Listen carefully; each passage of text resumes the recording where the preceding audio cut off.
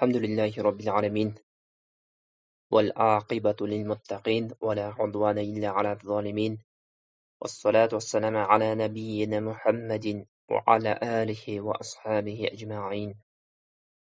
Бүткүл аламдардын Руббиси, бүткүл аламдардын падышасы, бүткүл аламдардын жаратуучусу, бүткүл аламдарды рызык менен камсыз кылган, сиз менен бизди ушул күнгө жеткизип, орозосун кармоого жана кечинде таравих намазын окууга мүмкүнчүлүк берген Аллах субханала тааламга чексиз мактоолор. Пайгамбарлардын мөөрү, пайгамбарлардын мырзасы, пайгамбарлардын имамы, сиз менен биздин пайгамбарыбыз Мухаммад саллаллаху алейхи вассаламга, анын үй бүлөсүнө Аллах тааламдын салават саламдары болсун. Allahümme enfa'na bima 'allamtana wa 'allimna ma yanfa'una wa zidna 'ilma. Allah'ım bizge пайдалуу илимди насип кылгын. Жана ушул илимге амал кылуучу момундардан кылууңду жалбарып сурайбыз. Урматтуу мусулман бир туугандар, Рамазандын 2-нчи күнүнүн жыйынтыктоосу аз гана убакыттар калгандыгын далили. Алда болсо 3-нчү 10 күндүк Рамазандын эң акыркы 10 күндүгү кирип келүүсүнө аз гана убакыт калды. Бир туугандар, Аллах субханала таалам бүткүл аламдарды жаратты. Бүткүл аламдын ичиндеги махлукаттарды жаратты. Ошондой эле айды, күндү, жылды жаратты. Аллах субханала таалам Куранда тилкер русулу фаддална бa'духум ала бa'д. Ал пайгамбарлар кээ-бирлерден фазилеттүү кылдык деп айтат. Пайгамбарларды жөнөтүп, ошол пайгамбарлардын ичинен да кээ-бирлерине караганда фазилеттүү кылды. Ошол сыяктуу Аллах субханала таалам 12 ай жаратып, 12 айдын ичинен бир айды башка айга караганда фазилеттүү кылды. Жана Аллах субханала таалам күндөрдү жаратты. Күндөрдү кээ-бир күндөрдүн ичинен фазилеттүү кылган күндөрү бар. Жана түндөрдү жаратып, түндөрдү кээ-бир түндөрдөн фазилеттүү кылган түндөрү да бар. Аллах субханала таалам бул нерсени кылгандыгы Аллах тааламдын даанышмандуулугу. Аллах субханала таалам сиз менен бизге ушундай фазилеттүү күндөрдү, же фазилеттүү сааттарды, же фазилеттүү орундарды, же фазилеттүү убакыттарды жаратып, ошол убакыттарда көбүрөөк ибадат кылып, ошол ибадаттарды туура пайдаланып, даражабыз көтөрүлүүсүнө себеп кылып койду. Караңыз, ушундай убакыттардын бирөөсү бул Рамазандын акыркы 10 түнү. Бир туугандар, түндөрдүн ичинде бир жылдын ичиндеги түндөрдүн ичинде Рамазандын акыркы 10 түндүгүнө жеткен түндүн өзү жок. Акыркы 10 түндүк бул Аллах тааламдын алдындагы эң фазилеттүү 10 түн болуп эсептелет. Алымдар талашкан. Кайсыл маселеде? Мухаррам, Зулхижжа айынын 10 күндүгү жакшыбы, же Рамазандын акыркы 10 күндүгү жакшыбы? Себеби Зулхижжа айынын 10 күндүгү дагы фазилеттүү. Бул жөнүндө да хадистер келген.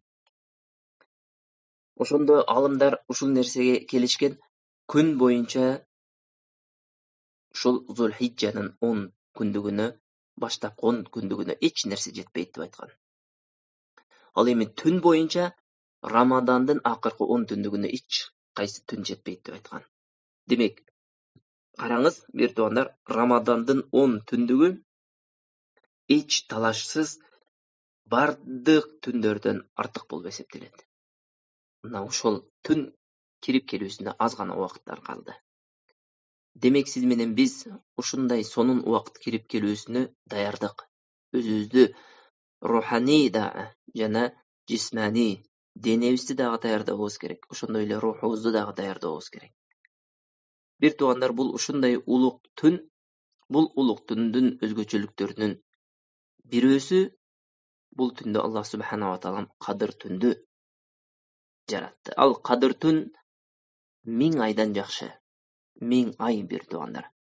Ошондуктан бул айды сиз менен биз туура пайдаланууга аракет кылабыз керек. Ушул 10 түндүктүн өзгөчөлүктөрүнүн бирөөсү, пайгамбар саллаллаху алейхи вассалам бул 10 түндүктү башка түндөргө жана күндөргө караганда өзгөчөлөнтүп өткөзгөн. Келиңиздер, пайгамбар саллаллаху алейхи вассалам ушул 10 түндүктү кандай өткөзгөндүгү жөнүндө кээ бир хадистерге токтолобуз. Сахих Муслимде келген хадисте пайгамбар саллаллаху алейхи вассалам Айша энебиз ушундай рываят кылат. Пайгамбар саллаллаху алейхи вассалам 10 күндүк, акыркы 10 күндүк кирип келгенде ушунчалык деңгээлде ибадат кылат эле, андай ибадат башка учурда кылбайт эле деп. Кана яжтахиду أن النبي صلى الله عليه وسلم كان يجتهد في العشر الأواخر ما لا يجتهد في غيره. Башка убакытта шундай иҗтихад кылып, шундай күч жумшап ибадат кылгандай башка убакытта ибадат кылбайт эле. Ал эми Бухари жана Муслимде келген Айша энебиз рivayet кылган хадисте كان النبي صلى الله عليه وسلم إذا دخل العشر شد مئزره وأحيا ليله وأيقظ أهله. Пайгамбар саллаллаху алейхи вассалам Рамазандын акыркы 10 түндүгү кирип келгенде белини бекем байлайт эле. Жана түнүнү тургузат эле, үй бүлөсүн ойготот эле дейт. Субханаллах. Башка бир хадисте Муснат Ахмад өзүнүн муснатында ушундай деп айтат. Алып келген хадисте Айша энебиз ушундай деп айтат. Кана наби саллаллаху алейхи вассалам яхлутул ашрина би салатин ва наумин. Пайгамбар саллаллаху алейхи вассалам Рамазандын баштапкы 2-10 күндүгүндө, тактап айтканда 20 күндүгүндө уйку менен намазды аралаштырат эле. Ал дегенде намазды окуйт эле, уктайт эле дагы.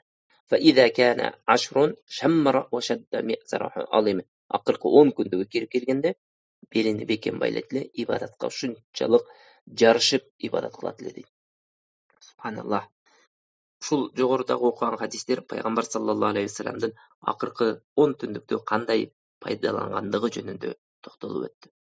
Пайгамбар саллаллаху алейхи вассалам мынчалык башка убакытта ибадатка катуу берилбейт эле. Карасаңыз, пайгамбар саллаллаху алейхи вассалам белини бекем байлайт эле дегенде, алымдар ушундай деп айтат, эки маани түшүнүлөт. Белини бекем байлайт эле деген бизде да, кыргыздарда да ушундай сөз бар. Ишке киришүүдөн мурда белини бекем байлады. Ал дегени ушул ишке катуу киришти дегендиги. Экинчи мааниси белин байлайт эле дегендиги аялдарына жакындык кылуудан алыс болот эле. Бул түндөрү аялдыкка ооз ачкандан ооз жапканга чейин аялдарга жакындык кылуу адал болгон нерсе. Бирок ошого карабастан пайгамбар саллаллаху алейхи вассалам ушул нерседен өзүнү тыйып, балким ушул убактысынын бардыгын Роббиси үчүн арнайт эле деген. Пайгамбар саллаллаху алейхи вассалам толугу менен аялдарынан алыс болот эле дегендиги. Эми караңыз, пайгамбар саллаллаху алейхи вассалам түнүнү тургузат эле. Эмне менен тургузат эле? Намаз окуу менен, ибадат кылуу менен, зикир кылуу менен, ушул нерселер менен түнүнү тургузат эле. Пайгамбар саллаллаху алейхи вассалам өзү эле туруп тим болбостон, балким үй бүлөсүн эмне ойготот эле. Туруңуздар. Бул акыркы 10 түндүктү туура пайдаланыңыздар. Намаздарын окуңуздар. Түндө Аллах субхана ва таалама нафил намаз окуп ибадат кылыңыздар деп өзүнүн үй бүлөсүнө тургузат эле. Деп жогорку хадисте Айша энебиз радыйаллаху анха рivayet кылды. Демек, караңыз, пайгамбар саллаллаху алейхи вассалам баштапкы 20 түндө дагы ибадат кылган. Рамазандын 21-20-лыгында ибадат кылган. Албетте ибадат кылган. Пайгамбар саллаллаху алейхи вассалам дайыма тахаджуд окуп жүргөн. Ал эми Рамазан киргенде көрөөк окуган. Бирок ал окугандыгы жогорку хадистин негизинде белгилүү болду, уйку менен аралашкан. Уктайт эле да, ошол эле убакта ибадат да кылат эле. Бирок мына акыркы 10 күндүгө киргенде уктабайт эле. Пайгамбар саллаллаху алейхи вассалам түнү менен ибадат кылат эле. Түнү менен ибадат кылат эле, түнү менен намаз окуйт эле, Кур'ан окуйт эле. Албетте Кур'ан окуусу ошол намаздын ичинде болот эле. Демек, пайгамбар саллаллаху алейхи вассалам акыркы 10 күндүктө мындай ибадат кылгандыгы бул 10 күндүк фазилети ушунчалык улуг экендигинин белгиси. Бул 10 күндүктө бир туугандар, сиз менен биздин мойнубуздагы милдет ушул 10 күндүктү туура пайдалануу. Аллах субхана ва тааламдан эң биринчи тауфик суроо. Аллахым ушул акыркы 10 күндүктө көптөгөн ибадаттарды аткарууга тауфик бергин деп.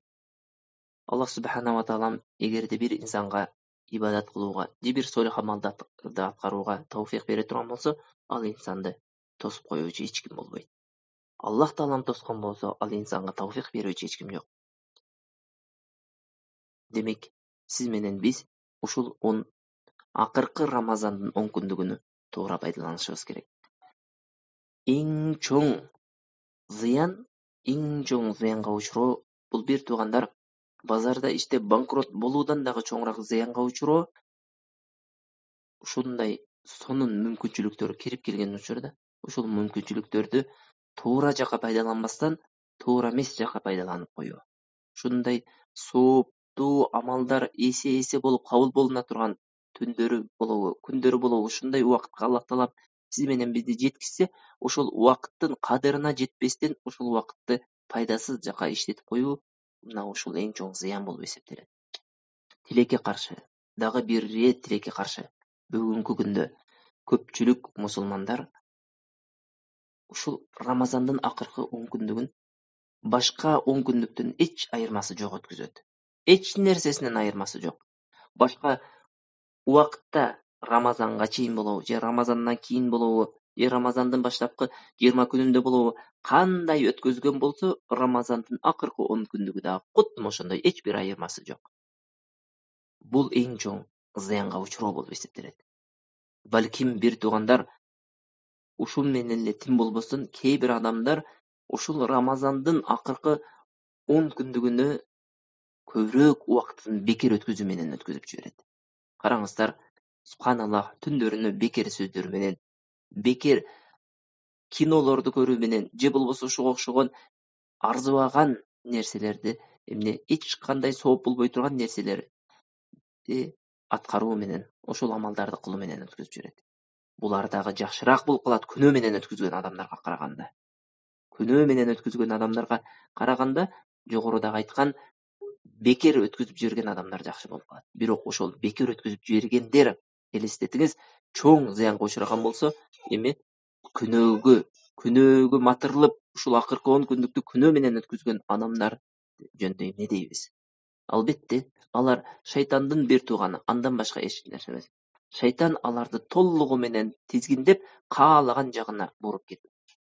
Каалаган жагына буруп, каалагандай кызмат кылдырып жатат. Allah subhanahu wa ta'ala inna ibadi laysa laka alayhim sultanun illa man ittaba'aka minal ghawin. Bul pendelerimin üstünde senin hiç kандай üstümdülüğün yok. Birok emne özünün uşunday şakavat, özünün kıyal joruklarını nafsını erçip ketken adamların emne oşolordu sen başkara veresin dep Allah subhanahu wa ta'ala aytты. Demek karаңыз, akıl estүү adam Allah Taalamды таныган, Allah Taalamдын dini менен жашаган адам бул 10 күндүктү туура жака пайдаланууга аракет кылыш керек. Бул чоң бир мүмкүнчүлүк. Бир туугандар, ушундай сонун мүмкүнчүлүк бул. Бул мүмкүнчүлүктү туура жака пайдаланбаган адамды акылсыз деп айтуудан башка эч бир сөз калбай калат. Акыйкатта бир туугандар, кантип акылсыз деп айтпай коебуз? Ушундай сонун Аллах Таалам күндөргө жеткизген болсо, ошол күндүн кадырына жетпестен, ошол күндү башка күндөрдөн айырмасы жок өткөзүп жибергенде дагы эмне десе болот? Балким айтышыңыз мүмкүн, туура эмес айтып жатасың, кантип акылсыз дейбиз, акыл эси жайында го деп. Жок, бир туугандар. Эгерде бир адамды бир мүмкүнчүлүк таап, бир үңкүргө кирип, ошол үңкүрдүн ичинде алтын, күмүш, бермет, алмаз, ошол сыяктуу эң баалуу таштар бар. Жана ошол эле учурда алтын, күмүш, бермет, ошол сыяктуу баалуу таштын алдында жөнөкөй таштар да бар, кесек бар, топурак бар, ошого окшогон нерселер бар. Киргин дагы ушул жерден каалаган нерсеңди алып чыккын деп колуна бир курчунду берип киргизип жиберсе, жанагы адам ошол үңкүргө кирип бермет, алтын, алмаздарды салып, ошол эң кымбат баалуу таштарды көтөрүп чыгуунун ордуна көчөдө жаткан, үңкүрдүн сыртында жаткан таштарды, үңкүрдүн сыртында жаткан топурактарды ошол үңкүрдүн ичинен көтөрүп чыкса, эмне дейсиз? Акылсыз дейсизби? Акылсыз албетте. Ушундай сонун мүмкүнчүлүктү пайдаланып, ушундай сонун баалуу таштарды албастан көчөдө жаткан бардык адамдын эшигинин алдында жаткан таштарды көтөрүп чыкса, сиз менен биз акылсыз экендигине эч шектенбейбиз. Эмне үчүн ушундай Рамазандын акыркы 10 күндүгүнө жетип келип, ошол акыркы 10 күндүгүнү туура эмес жака пайдаланган адамды акылсыз деп айтпай коебуз. Акылсыз, албетте акылсыз бир туугандар. Демек, бир туугандар, акылдуу адам бул түндү Рамазандын акыркы 10 түнүн туура жака пайдаланат. Бул чоң бир мүмкүнчүлүк. Быйыл Аллах субханала таала бизге мүмкүнчүлүк бердиби ушул күнгө жетип келүүгө? Эмки жылы жетип келебизби, жетип келбейбизби? Бул Аллах тааланын колундагы нерсе. Былтыр ушул 10 күндүккө катышып, бирок быйыл жетпей калган адамдар канчалаган. Канчалаган адамдар пандемияда өлүп кетти. Канчалаган адамдар бүгүнкү ушул күнгө жетпей калды. Эми караңыз, сиз менен бизди Аллах субханала таала алып келдиби ушул күнгө? Демек, бул күндү туура пайдалануубуз керек. Аллах субханала таала «Инна шайтана лакум адуун фаттахидуху адуа». Шайтан бул сиздердин душманыңыздар. Буну душмандай кабыл алыңыздар деди. «Иннама яд'у хизбаху лиякуну мин асхабис саир». Өзүнүн жамаатыны тозок эли болууга гана үндөйт дейт. Сиз менен биз эмне ошол шайтанды дос тутуп албайлы ушул Рамазандын акыркы 10 түнүгүндө. Болгон күчүбүздү пайгамбар саллаллаху алейхи вассалам ибадатка жумшаган сыяктуу сиз менен биз да ибадатка жумшайлы. Ошондой эле акыркы 10 күндүктүн дагы өзгөчөлүктөрүнүн бирөөсү бул пайгамбар саллаллаху алейхи вассалам иетикаф менен өткүзгөн. Иетикаф деген өзү эмне? Иетикаф деген бул мечитти лазым тутуу, мечитте калып калуу. Ошол Рамазан бүткөнгө чейин, Рамазандын мынау 20-сынан баштап Рамазан бүткөнгө чейин мечитте кирип, мечитте ибадат менен алек болуу, ушул иетикаф болуп эсептелет. Бул пайгамбар саллаллаху алейхи вассаламдын эң чоң сүннөттөрүнүн бирөөсү болуп эсептелет. Бул шариятыбыз көрсөткөн амал болуп эсептелет. Караңыз, Аллах субханала таала «Ла тубаширунна ва антум акифуна фил масажид». Сиздер иетикафта болуп, аялдарыңызга жакындык кылбаңыздар деди. Пайгамбар саллаллаху алейхи вассалам дайыма иетикаф кылган. Пайгамбар саллаллаху алейхи вассалам өлгөндөн кийин аялдары да иетикаф кылган. Ошондой эле пайгамбар саллаллаху алейхи вассаламдын доорунда жана пайгамбар саллаллаху алейхи вассаламдан кийин да сахабалары да кылган. Бул амал сүннат муаккада, өкүмү сүннат, бекем болгон сүннат. Пайгамбар саллаллаху алейхи вассалам дайым кылып жүргөн сүннат болуп эсептелет. Абу Саид аль-Худри радыйаллаху анху риваят кылган хадисте ушундай деп айтат: Пайгамбар саллаллаху алейхи вассалам Рамазандын акыркы 10 күндүгүндө иетикаф кылат эле дейт. Иетикаф кылат эле. Караңыз. Пайгамбар саллаллаху алейхи вассалам биринчи Рамазандын башында 10 күндүктө иетикаф кылды. Андан кийин ортосундагы 10 күндүктө иетикаф кылды. Андан кийин акыркы 10 күндүктө иетикаф кылды жана ушул нерсе сүннөт болуп калды. Пайгамбар саллаллаху алейхи вассаламдын сүннөтү ушул акыркы 10 күндүктө иетикаф кылуу болуп калды. Бухари жана Муслимде келген хадисте Айша энебиз ушундай деп айтат: «Кана наби саллаллаху алейхи вассалам я'такифу ал-ашр ал-авахир мин Рамадан хатта таваффаху Аллаху азза ва жалла». Пайгамбар саллаллаху алейхи вассалам акыркы Рамазандын 10 күндүгүндө иетикаф кылат эле. Аллах таалам ал инсандын жанын алганга чейин деди. Андан кийин пайгамбар саллаллаху алейхи вассалам өлгөндөн кийин аялдары иетикаф кылып жүрдү дейт. Ал эми Бухариде келген хадисте Айша энебиз айтат: «Кана наби саллаллаху алейхи вассалам я'такифу фи кулли Рамадан 10 айям». Пайгамбар саллаллаху алейхи вассалам дайыма Рамазандын акыркы 10 күндүгүндө иетикаф кылат эле дейт Айша энебиз. Өлөр жылы Рамазандын акыркы 20 күндүгүндө иетикаф кылды деп айткан. Пайгамбар саллаллаху алейхи вассалам иетикаф кылууну сиз менен бизге сүннөт кылып калтырып кетти. Бул амал албетте парз эмес. Парз эмес дегенибиз кылбасаңыз күнөөкөр болбойсуз. Бирок сиз менен биз өкүм жагынан карабастан, пайгамбар саллаллаху алейхи вассалам кылган жагынан карай турган болсок, пайгамбар саллаллаху алейхи вассалам кылгандыгы бул нерседе чоң пайда бар экендигин далили болуп эсептелет. Бир туугандар, инсанбыз. Караңыз, Аллах субханала ва таалам берген күндөрдүн көпчүлүгүнө дүйнө менен алек болуу менен өткөзүп жатабыз. Жана bundan кийин дагы ошол нерсе менен өткөзсөк керек. Дүйнө сиз менен бизди соруп баратат. Кээ бир адамдарды дүйнө ушунчалык деңгээлде соруп кетти дейсиз, ал адамдын дүйнө мойнуна чейин жетип барды. Кээ бир адамдардын дүйнө толугу менен баткагы өзүнө ичине соруп кетти. Эми караңыз, мынау 10 күндүк ушундай сонун бир мүмкүнчүлүк сиз менен биз ушул дүйнөдөн арылып, өзүбүздүн Роббибизге убактыбызды арнап, Роббибиздин алдында ибадат кылып, ыйлап дуа кылып, көп солих амалдарды аткарып, күндүздөрүнү орозо, Кур'ан окуу менен, түндөрүнү түнкү намаздарды тургузуу менен өткөзүүгө эң сонун мүмкүнчүлүк болуп эсептелет. Караңыз бир туугандар, сиз менен биздин жүрөгүбүз шунчалык дүйнөдөн тажап бүтөт, шунчалык тажагандыктан өзүнүн Роббисин издеп калат. Ушул Роббисини таап, ушул ибадат кылып рахат алуусуна сиз менен биз ушул этикафта мүмкүнчүлүк түзүп берүүбүз керек. Этикаф ушундай сонун абал, ушундай сонун убакыт. Бул убакытта сиз менен биз Роб Азза ва Жалланын алдында жалгыз калып, Аллах Таалам буйруган амалдарды, Аллах Таалам жакшы көргөн амалдарды, Аллахка ыраазы болгон амалдарды аткарып, Аллахтын ыраазылыгына жетүүгө мүмкүнчүлүк табабыз. Караңыз, пайгамбар саллаллаху алейхи вассалам бул убакытты ушундай этикаф кылуу менен, мечитке толугу менен кирип кетүү менен өткөзгөн болсо, сиз менен биздин дүйнө менен алышып жүргөндүгүбүз пайгамбар саллаллаху алейхи вассаламдын сүннөтүнө каршы келип калбайбы? Сиз менен биз дайыма айтабыз, бактылуулук бул пайгамбар саллаллаху алейхи вассаламдын сүннөтүнө ээрчүүдө деп. Пайгамбар саллаллаху алейхи вассаламдын сүннөтүн ээрчүүдө болсо, анда эмне үчүн сиз менен биз ушул жашка келип, ушул убакытка келип этикаф кылган эмеспиз? Жок, бир туугандар, этикафка аракет кылайлы. Дуа кылайлы, албетте оболу. Андан кийин аракет кылып этикафка кирейли. Этикаф бул ушундай сонун фазилеттүү амал. Билиңиздер, күнөөдө чумкуп жүргөн адамдар үчүн насип болгон амал эмес, балким Аллах Таалам ыраазы болгон, Аллах жакшы көргөн инсандарына ыраа көргөн амал болуп эсептелет. Бул болсо канчалаган адамдар бар, канчалаган намаз окуп жүргөн адамдар бар. Кээ бирлер 60-70ке жетип келди. Ушул убакытка чейин бир жолу ушул пайгамбар саллаллаху алейхи вассаламдын ушул сүннөтүн амал кылып көрө элек адамдар неченди табылат? Жок, бир туугандар, сиз менен биз дагы капилетте ушул этикаф деген амалды аткарбай бул дүйнөдөн өтүп кетпестен быйылкы жылды ушул этикаф кылууга аракет кылайлы. Аллах Таала мүмкүнчүлүк берсе, ушул этикаф толугу менен акыркы 10 күндүгө кирип, ибадатка арнайлы өзүбүздү. Ибадат кылайлы.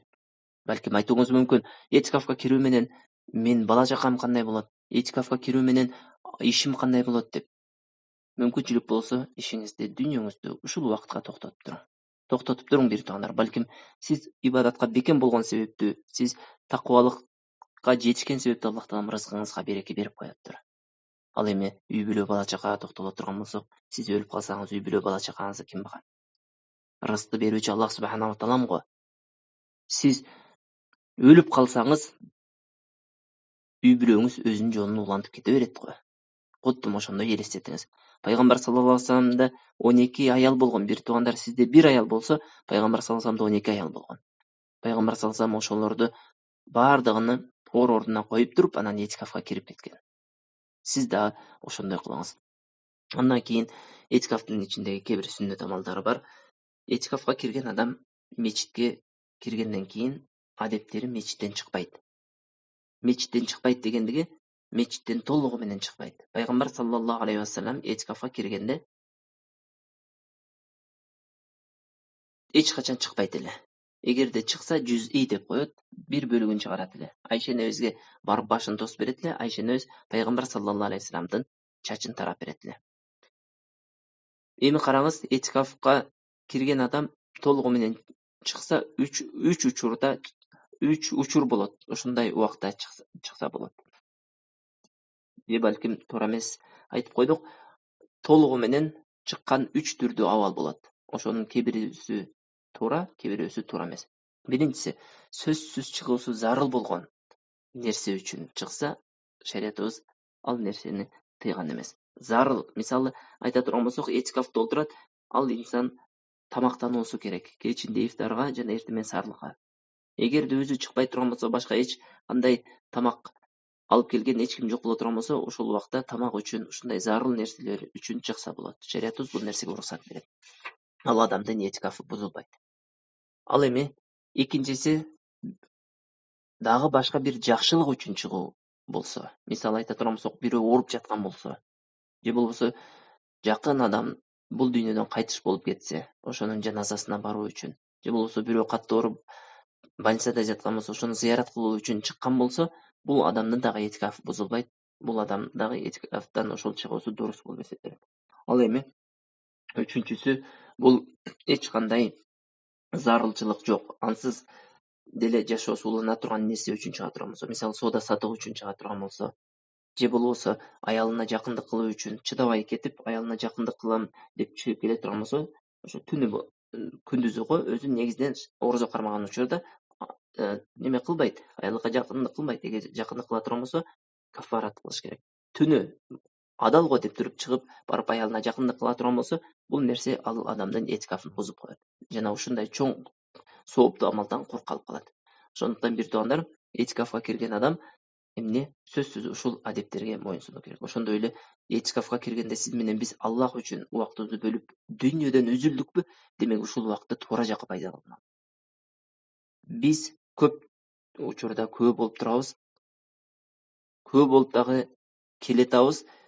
Этикафка киргенден кийин кээ бир адамдар бар, этикафка кирген адамдын убактысын алуу менен гана алек. Элестетиңиз, өзү дүйнөдөн зорго бөлүнүп чыккан болсо, алардын убактысын алуу менен бекер сөз, бекер иштер менен ошолордун убактысын алат. Жок, бир туугандар, Аллах үчүн убактыңызды бөлдүңүзбү? Аллах үчүн ибадат кылыңыз. Убактыңызды Аллахка арнаңыз. Кур'ан окуңуз, зикир кылыңыз, жана башка ошого окшогон жакшы солих амалдарды аткарыңыз. Ал эми түнү болсо, таравихден кийин түнкү намаздарын дагы окуңуз. Жок дегенде, эгер сиз кыла албасаңыз, башка бир кылып жаткан адамдарга тоскоолдук кылбаңыз. Ошол сиздин жакшылыгыңыз болуп эсептелет. Андан кийин этикафта анча-мынча дүйнөбүй сөзүнү сүйлөө уруксат берилген нерсе, бирок ошол дагы чеги менен болуу керек. Сиз менен биз ал убакытты туура пайдаланабыз керек. Ушундай сонун убакытты таат ибадатка, ушундай сонун убакытты Аллах Таалама моюнсунууга арнай турган болсок, албетте ушул этикаф максатка ылайык болуп эсептелет. Пайгамбар саллаллаху алейхи вассаламдын этикафы болуп эсептелет. Ошондуктан бир туугандар, эң акырында сөзүбүздүн жыйынтыгында ушул нерсени айтабыз. Аллах Таалама дуа кылалы. Аллах Таалам баарыбызды этикафка кирүүгө тауфик берсин. Ошондой эле Аллах субханаху ва таалам акыркы 10 күндүктү туура пайдаланууга тауфик берсин. Аллах субханаху ва таалам бардыгыбызды өзү ыраазы болгон, өзү жакшы көргөн амалдарды аткарууга тауфик берсин. Аллах субханаху ва таалам акыркы 10 түндүктү Пайгамбар саллаллаху алейхи вассалам Рамазанды өткөзгөндөй биз дагы өткөзүүгө тауфик берсин. Ошондой эле бир туугандар, акыркы 10 түндүктү бир түн бар, ал түн 80 жылдык ибадаттан дагы жакшыраак. Ал түн 1000 айдан дагы жакшыраак. Ал да болсо Кадыр түнү. Ал жөнүндө Аллах субханаху ва таалам насип болсо, эртең токтолобуз. Аллаху алам. أقول قولي هذا أستغفر الله لي ولكم سبحانك اللهم وبحمدك أشهد أن لا إله إلا أنت أستغفرك وأتوب إليك وصلى الله وسلم على نبينا محمد وعلى آله وأصحابه أجمعين. السلام عليكم ورحمة الله وبركاته.